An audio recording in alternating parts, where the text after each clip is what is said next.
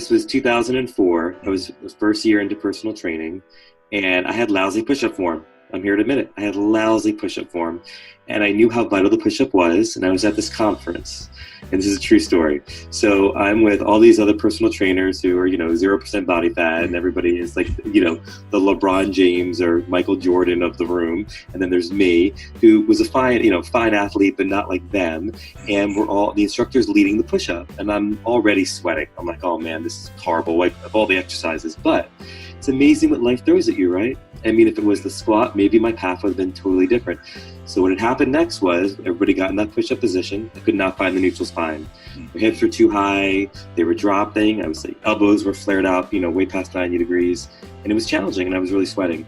And the instructor had come over, and she was very sweet. And there was actually two. There was a gentleman and this really nice female instructor, and they were adjusting me. They were trying to find the correct spine. They just couldn't get me to do it. I just could not. I was so blocked emotionally. I could not find it for the life of me. And it was embarrassing. It was super embarrassing because, again, it was with all these fit people. I'm supposed to be a personal trainer. So I left with a big challenge, which was I could have walked away from the push-up, or I could face the push-up, and I could master the form and go on to do greater things. And of course, I chose the latter.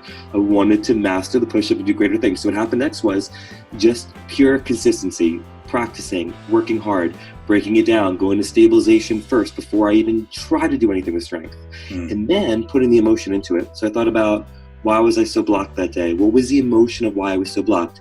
Personally, it took me back to being 11 years old, being sort of bad at sports in the beginning of my athletic career, being packed, was sort of like an overweight kid, being picked last in gym class, the emotion of being in front of my peers, the fear of judgment, the fear of failure.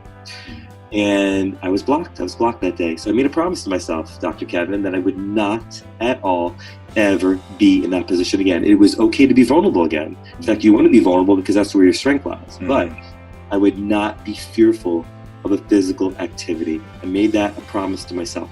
So, as I said, lots of consistency. And then I took the emotional aspect of it of, okay, the push-up, it is a super challenging exercise for a lot of people.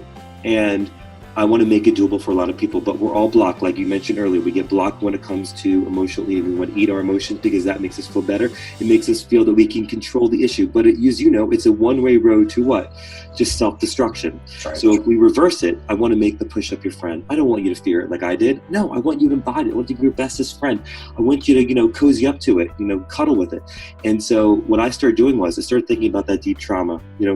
Could be something superficial of, I hate my job, to, if I'm speaking to the everyday person, or I got into a fight with my spouse, or I have a parental issue that I really want to, sort of target and talk to my parents about. But for me, there was some real trauma as a child that I really wanted to target, that I really wanted to zero in on. And I'm in the push-up position at the very, very top, so in that concentric phase.